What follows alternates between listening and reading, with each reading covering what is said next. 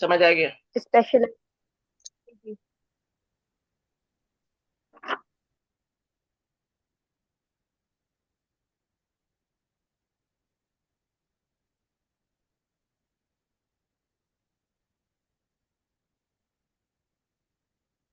The next topic that I'm going to start right now is related to the asexual reproduction, that is mitosis as well, right? So हम इसको mitosis भी कह सकते हैं। ये sexual reproduction बता रहे हैं यहाँ पे, और हो क्या रहा है। इसकी एग्जांपल, बेस्ट एग्जांपल अगर हम देखते हैं जिसमें कोई स्टेप नहीं है, कोई प्रोफेज मेटाफेज एनाफेज नहीं है, डायरेक्ट डिवीजन है, वो हमें बैक्टीरिया की जो बेस्ट एग्जांपल है वो बैक्टीरिया की फॉर्म में मिल रही है, जो जिसको हम बाइनरी फिजन भी कहते हैं। ठीक है? तो बाइनरी फिजन में होता क्या है, one bacteria divide into two. First it is going to replicate its DNA. इसका जो सर्कुलर डीएनए होता है रेप्लिकेट कर रहा है सबसे पहले बैक्टीरिया उसको, like this. Look at them. First bacteria is going to replicate its circular DNA। इसके पास सर्कुलर डीएनए होता है, और of you know that it is going to replicate its circular DNA. Then what happens? Its circular DNA is divided into two cells. Why? Because the cytoplasm is also going to divide it like this, right? तो उसके cell जो है फिर दो में divide हो जाएंगे इस तरीके से। तो ये डायरेक्ट डिवीजन कहलाती है, और इसको हम, क्योंकि बाय मीन्स टू होता है, बाइनरी फिजन मीन्स होता है एक सेल डायरेक्टली ब्रेकअप होके टू में डिवाइड हो रहा है। ठीक है? फिजन में कहते हैं स्प्लिटिंग को, ब्रेकअप होने को। तो जब हम बात कर रहे हैं बाइनरी फिजन की, तो बाइनरी फिजन में one cell directly divide into two daughter cells, और ये मोस्टली बैक्टीरिया में जो है इसको ऑब्जर्व किया जाता है इस तरह की सेल डिवीजन को, and this is a type of asexual reproduction, right? asexual reproduction जिसमें हम एग्जैक्ट क्लोन या एग्जैक्ट कॉपी बना सकते हैं, and they are they can also artificially be made. अब हम बात कर रहे हैं जब एसेक्सुअल की, तो एसेक्सुअल इज ए मीन्स होता है without. asexual reproduction is a type of reproduction in which gametes are not involved. A means without and sexual means sexes. It is without the involvement of sexes or gametes. In the single cell protoctist or in bacteria, the cell simply divides into two and they don't have any phases in between them. Normally हमारे पास जब mitosis होता है तो उसमें phases होते हैं, prophase, metaphase, anaphase, telophase. इसमें ऐसा कुछ नहीं हो रहा है। जैसे अभी मैंने आपको बताया कि डायरेक्टली साइड जो है सर्कुलर डीएनए डायरेक्टली अपने आप को रेप्लिकेट करके अपनी कॉपी बनाता है, and then it is going to divide into two, और ये स्प्लिट होकर सेल एक से दो बन जाते हैं।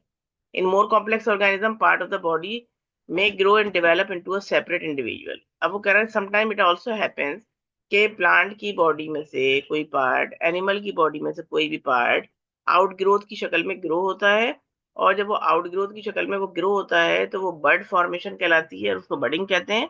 और जब वो बर्ड फॉल करती है कहीं पे भी मॉइस्ट एनवायरनमेंट में, या कहीं पे भी जाके जो उसका एक्चुअल एनवायरनमेंट है उसकी ग्रोथ के लिए, तो वहां पे वो एक न्यू ऑर्गेनिज्म प्रोड्यूस कर सकते हैं। किस तरीके से ऐसा हो रहा है? Look at them. Suppose this is a plant. In the plant a new bud is produced and they are going to make a new bud, right?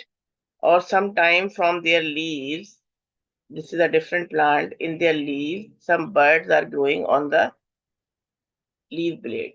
इसके एजेस पे बर्ड्स ग्रो कर रही हैं। जब ये बर्ड जाके जमीन पे कहीं पे भी फॉल करती है तो they may produce a new plant over there, और इसको हम एसेक्सुअल रिप्रोडक्शन भी कहते हैं, इसको हम वेजिटेटिव प्रोपगेशन भी कहते हैं, राइट? इसको हम वेजिटेटिव प्रोपगेशन भी कहते हैं। Vegetative means without the involvement of flower. Flower क्या है? प्लांट का रिप्रोडक्टिव पार्ट है, सेक्सुअल पार्ट है फ्लावर। ठीक है? तो फ्लावर जो है, क्योंकि वो सेक्सुअल पार्ट है प्लांट का, तो फ्लावर की इन्वॉल्वमेंट के बगैर क्योंकि काम हो रहा है, सीड इन्वॉल्व नहीं है इसमें।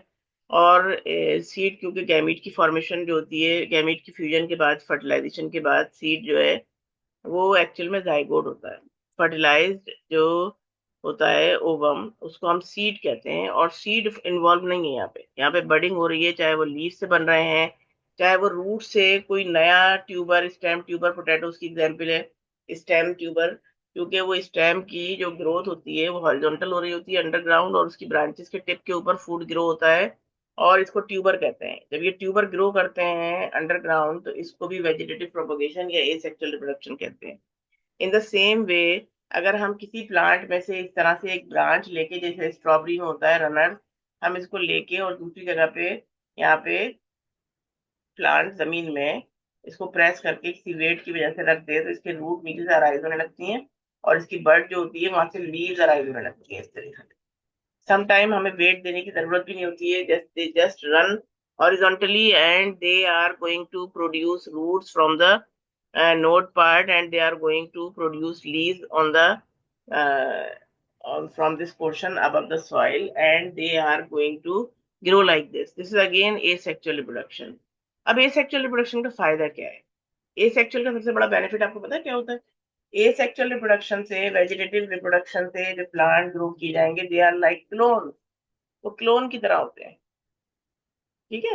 अब क्लोन बनने का फायदा क्या होता है? क्लोन में अगर सपोज कोई फार्मर है and he wants to have the same exact type of fruit in the farm, और वो चाह रहा है कि जैसे उसने लास्ट टाइम ग्रो किए थे फ्रूट वैसे ही वो ग्रो हो जाए, और टेस्ट में भी कोई फर्क ना हो, फ्लेवर में ना, साइज में ना, कलर में, तो वो क्या करता है, वो उसकी एक ब्रांच कट करके उसको ग्रो करता है जमीन के अंदर, और उसमें जब फ्लावर निकलेंगे, फ्रूट फॉर्मेशन होगी, एग्जैक्टली सेम होगी, क्योंकि उसने सीड नहीं लगाया है। सीड लगता है दो प्लांट के मिलने से, एक नया प्लांट बनता है, एक नया जायगोट बनता है, उस सीड में जो कैरेक्टरिस्टिक है दो प्लांट की आ जाती है। अगर वो चाह रहा है बंदा कि मुझे यही एग्जैक्ट ऐसी चीज चाहिए, तो फिर वो क्या करेगा, उसमें से एक शाख कट करके, उसमें से एक ब्रांच कट करके जमीन पे लगा देते हैं, और उसके अंदर से रूट निकलने लगती है और लीव्स अराइज होने लगती है और एक नया पौधा बन जाता है। अच्छा, एक तो ये रैपिड होती है, पहली बात। एसेक्सुअल रिप्रोडक्शन जो है, it is much rapid as compare to the sexual reproduction, पहली बात ये हो रही है। दूसरे, इसमें एग्जैक्ट वो क्वालिटी आ जाती है जो पेरेंट प्लांट या पेरेंट एनिमल में होगी। ठीक है ना, क्योंकि एनिमल भी बडिंग कर सकते हैं, एनिमल भी एसेक्सुअल रिप्रोडक्शन करते हैं। अभी मैंने आपको रिसेंट एग्जाम्पल में क्या बताया कि बैक्टीरिया जो होते हैं वो बाइनरी फिजन के जरिए अपने आप को रिप्रोड्यूस कर सकते हैं। They have also given the same example here, look at them. They have given the example of protoctist unicellular organisms, that how they are going to divide them and how they are going to make the new cells out of one. ठीक है। तो उन्होंने यही वाली बात कही है कि अगर without the involvement of gamete होगी, और उसमें कोई गैमीट फॉर्मेशन नहीं है, कोई फ्यूजन नहीं हो रही है, कोई फर्टिलाइजेशन नहीं है, डायरेक्ट एक सेल से नया सेल बन रहा है, या डायरेक्ट जो है प्लांट की किसी बॉडी से कोई चीज फॉल करती है, बड वगैरह, या फ्रेगमेंटेशन होती है, या स्पोर फॉर्मेशन हो रही है, ये सब एसेक्सुअल रिप्रोडक्शन है। अच्छा, स्पोर फॉर्मेशन जो है किसकी कैरेक्टरिस्टिक है? बैक्टीरिया जो होता है मोस्टली रिप्रोड्यूस करता है अपना बाइनरी फिजन के जरिए, और फंजाई मोस्टली जो रिप्रोड्यूस करती है वो करती है स्पोर फॉर्मेशन के जरिए। They have given the example of fungi, that how asexual reproduction of fungi is taking place. Penicillium है, म्यूकर है, mould fungi, there are so many example of fungi which can reproduce with the help of single celled haploid spores. अच्छा, ये single cell spore जो होते हैं ये haploid spore होते हैं, और इसमें ये इस तरीके से बहुत सारे स्पोर चेन की शक्ल में, you can see these spores are making the chain like structure like them. इस तरह की जो चेन्स होती है ना, जो स्पोर से बनी हुई चेन्स होती हैं, लंबी लंबी बहुत सारे लाइन से लगे होते हैं, इनको कोनिडिया कहते हैं। सम टाइम ये इस तरीके से ग्रो करती है फंजाई अपनी चेन की शक्ल में, फंजाई स्पोर्स को। सम टाइम फंजाई की बॉडी को माइसीलियम कहते हैं, जो ये इससे बनी है ये। अच्छा, माइसीलियम में कुछ धागे इस तरह से हॉरिजॉन्टल हैं, अंडर द ग्राउंड हो सकते हैं, किसी भी होस्ट की बॉडी के ऊपर भी हो सकते हैं, जमीन में हो, फंजाई जमीन में नहीं लगती है, किसी भी डेड ऑर्गेनिज्म पे लग सकती है, और लिविंग पे भी लग सकती है। ठीक है ना, पैरासिटिक होगी तो लिविंग पे लगेगी, सेप्रोफाइट होगी तो डेड पे लग जाएगी। So talking about this, when we talk about it, you can see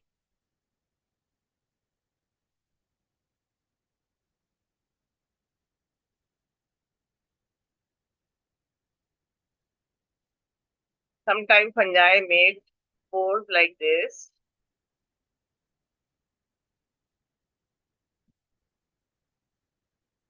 This is called sporangium.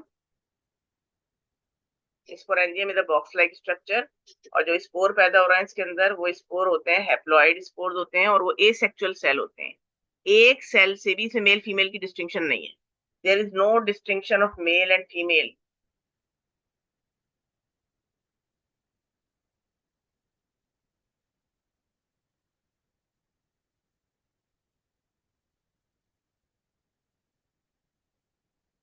Mail female की कोई डिस्टिंक्शन नहीं। ठीक है। तो ना ये मेल होते हैं ना ये फीमेल होते हैं, इसमें ऐसा कोई नहीं है, सब एक जैसे होते हैं। और ये स्पोर जब जाके फॉल करते हैं कहीं पे भी, तो वो एक नया कॉलोनी बना सकते हैं, नई फंजाई की बॉडी प्रोड्यूस कर सकते हैं। और फंजाई की बॉडी में जो आपको थ्रेड लाइक स्ट्रक्चर नजर आ रहा है, इनको हम हाइफा कहते हैं। कुछ हाइफा वर्टिकल हो सकते हैं, उनकी टिप्स के ऊपर स्पोरेंजियम लगते हैं ये, और इसको स्पोरेंजियोफोर कहते हैं। कुछ हाइफा जो होते हैं उनकी टिप के ऊपर ये कोनिडिया लगे हुए हैं, ये लगते हैं, इनको कोनिडियोफोर कहते हैं। Four means stock like structure, like sporangiophore. I am writing here sporangiophore. Four means stock होता है, इसके मीनिंग होते हैं स्टॉक लाइक स्ट्रक्चर। एक डंडी की तरह की स्टॉक जैसी चीज होती है, लंबी सी। उसकी टिप के ऊपर स्पोरेंजिया लगा हुआ है तो उसको स्पोरेंजियो फोर कहेंगे। उसकी टिप के ऊपर कोनिडिया लगा हुआ है, चेन की तरह लगे हुए हैं स्पोर्स, तो उसको कोनिडियो फोर भी कहते हैं। राइट।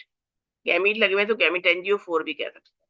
तो हमने अभी आपको क्या बताया कि फंजाई की जो है मोस्टली मोस्ट कॉमन मेथड जो है फंजाई में रिप्रोडक्शन का क्या है, स्पोर फॉर्मेशन है। स्पोर फॉर्मेशन के जरिए फंजाई रिप्रोड्यूस करती है, पहली बात। दूसरी बात हमने आपको क्या बताई है कि ये चेन की शक्ल में भी हो सकते हैं, ये बॉक्स की शक्ल में भी ग्रो कर सकते हैं। चेन की शक्ल में ग्रो करेंगे तो कोनिडिया कहलाते हैं, बॉक्स की शक्ल में ग्रो करते हैं तो स्पोरेंजियम बॉक्स कहलाता है। और छोटे छोटे स्पोर जो बनते हैं वो स्पोरेंजियम के बर्स्ट होने के बाद रिलीज होते हैं, they can grow the new colonies और the new body of the fungi. So I am going to end this class here. Inshallah, in next class we'll continue. Allah Hafiz.